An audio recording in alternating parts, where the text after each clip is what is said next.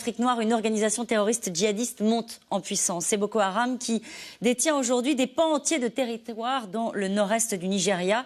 Comme l'État islamique, ce groupe djihadiste étend ses attaques au Cameroun, au Niger, au Tchad, un groupe d'une extrême violence qui prospère sur le chaos et promet d'empêcher la tenue des élections présidentielles au Nigeria. Laurent Hirsch et Thomas Buet.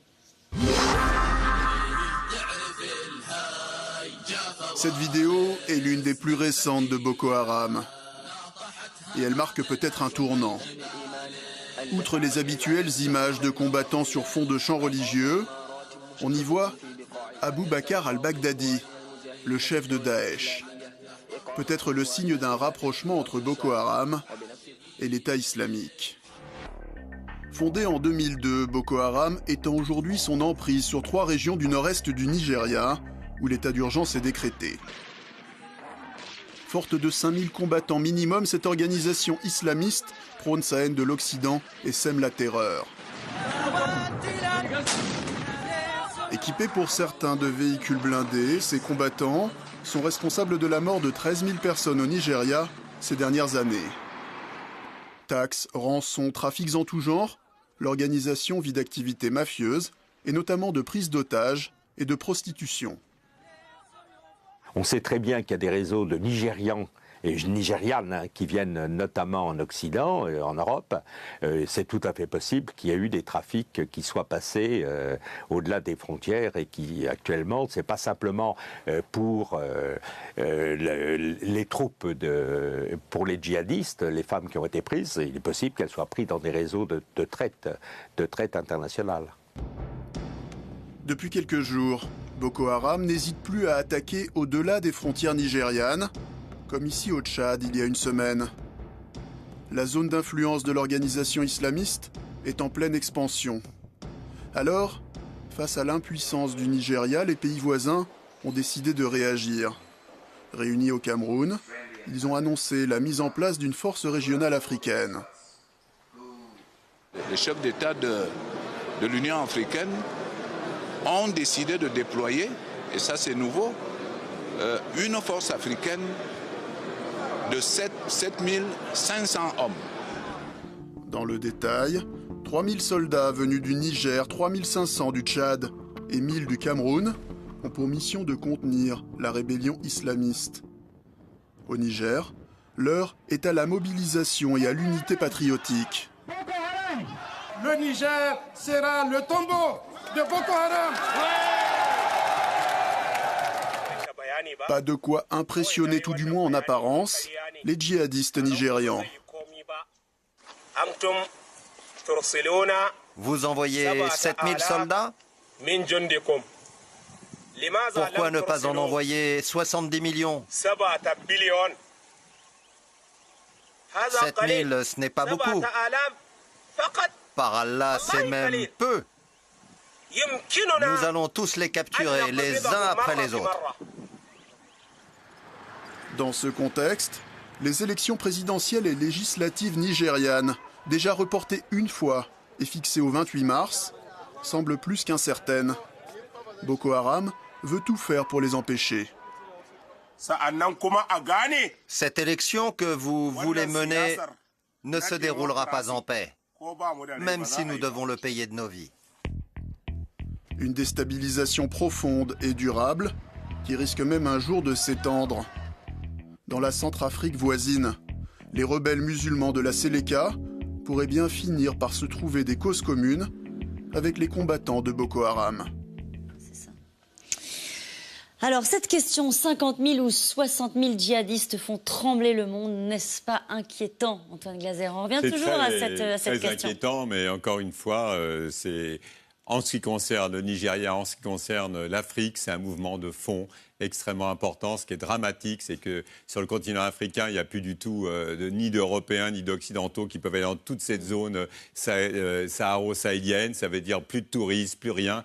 Désertification de l'ensemble du nord de toute cette bande saharo-sahélienne, ça veut dire de la Mauritanie au Soudan, va être de plus en plus désertifiée, avec des gens qui vont bien sûr être toujours aux mains des djihadistes, des recrutements, des dizaines de milliers de jeunes qui prient 5 francs par jour et qui peuvent être recrutés parce qu'on leur donne, quand on vous donne 1 million de francs CFA pour votre famille, eh ben vous les prenez, parce que c'est pas simplement la répression, c'est pas simplement la barbarie, c'est qu'ils financent. Vous avez des jeunes qui vont par exemple faire le djihad à la Mecque, qui rentrent, on leur donne un petit pécule pour faire du prosélytisme localement, et c'est ça qui remplace toute une forme de ce qu'on appelle nous la modernité et de ce qu'on appelait dans le temps l'aide au développement. Et donc vous avez désertification dans toute cette zone, et dans le sud, urbanisation forcenée. Lagos, la capitale économique du Nigeria, il faut que les gens comprennent, il y a 20 millions d'habitants. C'est pas 1 ou 2 millions, 20 millions d'habitants. Le fief de Boko Haram, Maïdougouri, il y avait 1 million d'habitants, il y en a maintenant 2 millions.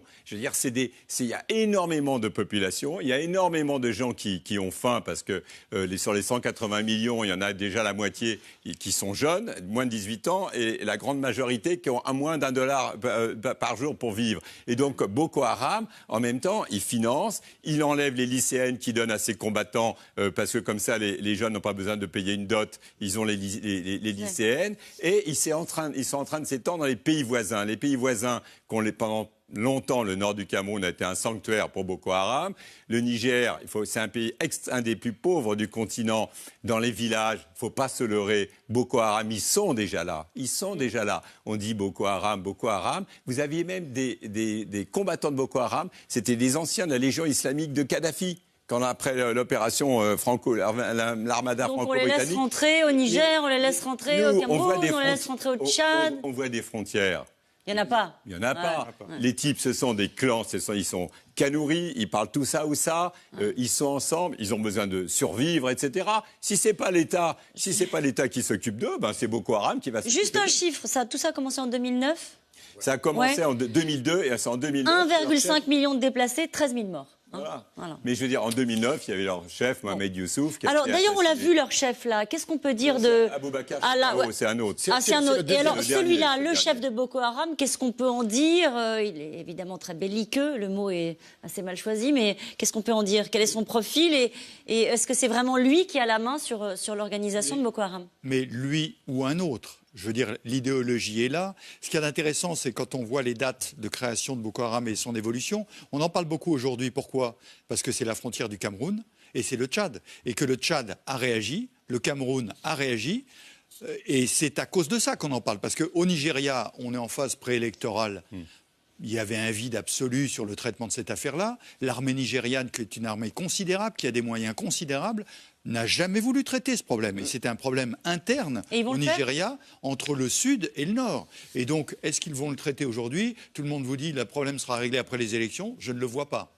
Et en tout état de cause, la mobilisation du Tchad et du Cameroun sont sur les écrans de télévision. Il faut souligner quand même que ces pays créent une force qui passe par l'Union africaine et qui maintenant est à l'ONU pour savoir comment ça va être financé. Il y a un mécanisme qui se met en place pour qu'une réaction locale puisse faire jour face à Boko Haram. Nous, on a des troupes là-bas. On a des troupes là-bas. Au Tchad. Alors nous avons le PC d'ailleurs de la force multinationale est à côté du PC français à N'Djamena. Il faut souligner simplement que l'axe qui mène à N'Djamena vient de Douala.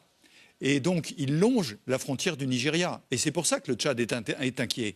Parce que son poumon économique, c'est cet axe-là. Alors, peut-être que ça va vous choquer, mais est-ce que Boko Haram, c'est le Daesh africain? Il s'inspire, il reconnaît... Alors, c'est particulier parce que, pour le coup, il reconnaît l'autorité d'Al-Qaïda, l'autorité d'Al-Baghdadi, qui les a d'ailleurs beaucoup inspirés. Enfin, en fait, parce que cette classification qu'on fait entre groupes djihadistes, y compris d'ailleurs aujourd'hui entre Ansar al-Sharia et l'État islamique Daesh en Libye, En réalité, tout cela sur le terrain, c'est beaucoup plus fluide. On sait qu'il y a des passages de combattants d'un groupe à l'autre. C'est très lié au trafic, donc trafic de migrants en Libye, mais aussi dans la région saharo-sahélienne et aussi en Syrie, parce que c'est aussi ce qui se passe en Turquie actuellement avec des passeurs qui bâtissent des fortunes autour du passage des migrants, la drogue, le pétrole évidemment, la contrebande et autres trafics. Et tout cela rend en fait notre lecture de tous ces conflits et de ces groupes, à mon avis, un peu biaisée. D'où encore la question qui se pose, qui on vise, parce que derrière l'État islamique, il y a d'autres groupes, il y a une économie de guerre qui s'est mise en place. Et dans le cas de Boko Haram, on peut s'attendre à... enfin, c'est un message qui est révolutionnaire, qui parle aux dépossédés, aux humiliés. D'un terrain à l'autre, on voit les mêmes phénomènes, en fait. On peut discuter de l'identité africaine ou de la singularité africaine de Boko Haram, mais en réalité, c'est très proche de ce qu'on observe au Moyen-Orient. Et Daesh, aujourd'hui, le califat... L'ancien califat de Sokoto avant la colonisation, ils veulent refaire comme si une parenthèse de la colonisation qui se Je le disais tout à l'heure en commençant l'émission, est-ce qu'on peut imaginer une jonction entre ces deux forces-là? Vous laissez entendre que c'est déjà sur le terrain, la jonction est déjà là, parce que si vous voulez, ils n'ont pas besoin de... Les trafics, Internet, le message, le rayonnement aujourd'hui de Bardadi qui a quand même... qui fait des émules. C'est quelqu'un qui crée l'enthousiasme. À Derna, les jeunes considèrent que Daesh, c'est l'avant-garde révolutionnaire aujourd'hui de l'islam face, encore une fois, à ses ennemis qui sont de toutes sortes. Et je crois qu'il ne faut pas sous-estimer cela, parce que je reviens à ce que je disais sur la question de l'intervention ou pas. Je suis tout à fait d'accord avec ce que disait Asni, on peut bombarder autant qu'on veut, ça ne règle pas le problème politique. Mais même sur le plan politique, faire parler des acteurs que nous avons comme interlocuteurs, ça ne règle pas le problème de Daesh ou de ces groupes qui, eux, ne sont pas dans une logique de dialogue et de solution politique. Ils veulent la guerre. Donc, je n'ai pas de solution magique, mais je pense qu'on se ment en disant le militaire d'un côté, le politique de l'autre. Ça ne correspond pas à ce qu'on observe sur le terrain et à la logique, la rationalité de ces groupes. Vous avez choisi le mot juste, vous dites « ils nous font la guerre ». La question qu'on peut se poser, c'est pourquoi hésiter à leur faire la guerre? La question, c'est ce que nous voulons. On n'a pas, c'est une nouvelle menace. Vous avez posé la question pourquoi en fait on est impuissant face à 60 000 ou à 80 000, parce que la communauté internationale, j'utilise ce mot comme ça, euphémisme, mais disons que le monde n'est pas habitué à ce genre de guerre. Les démocraties occidentales sont vulnérables. Et elles n'ont pas été habituées à ce genre ou cette nature même du conflit qui est fluide, des mouvements très très très mobiles. Donc ça prendra énormément de temps pour justement faire face à ces mouvements. Ça, c'est le premier élément. Deuxième élément, vous avez parlé de Boko Haram. Abou Bakr Mohamed, le successeur de Mohamed Youssouf, les Américains disent Boko Haram, c'est l'organisation la plus dangereuse au monde. C'est le mouvement le plus vraiment sanguinaire. Il a fait allégeance, écoutez bien, à Al-Qaïda. Il a fait allégeance à AQMI, il a fait allégeance au mouvement des talibans et il vient de faire allégeance à l'État islamique. Donc pour vous dire, c'est presque au plus offrant. Il en rajoute aussi. Et bien entendu, c'est-à-dire que finalement, on parle de 200-300 de Boko Haram qui ont été au Moujao, au Mali, pour s'entraîner et pour avoir une formation. Donc les liens entre ces mouvements, elles existent déjà depuis un certain moment. Ce qui est compliqué, c'est au fond d'accepter les images, d'accepter ce qui nous arrive. J'ai sorti juste la dernière dépêche là, en venant. Des rebelles de Boko Haram en fuite tuent 21 personnes au Nigeria. C'est tous les jours, c'est d'une barbarie inouïe. Et c'est compliqué d'accepter ce que vous êtes en train de nous dire aussi. Nos pays ont cru que la guerre était finie. Il n'y avait plus de guerre. Aujourd'hui, vous avez raison, ils nous ont déclaré la guerre. Nous allons leur faire la guerre parce qu'on n'a pas le choix. Le problème, c'est comment leur faire la guerre. Et c'est ça la question. Et je crois que le corps expéditionnaire envahissant, etc., on n'y mettra pas les moyens, c'est difficile. Et donc il faut trouver les modalités d'action, alors qu'eux ont trouvé leurs modalités d'action. C'est ça, eux ils ont trouvé. Nous, il faut trouver nos modalités d'action. Et nous allons passer maintenant aux questions SMS.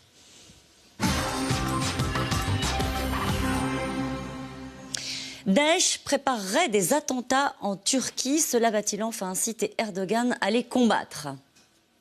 Antoine Glaser, il y a ce discours autour de la Turquie qui aurait fait un double langage. Ils ne m'ont pas appelé. Et vraiment, les trucs en Turquie, en fait, c'est parce que vraiment les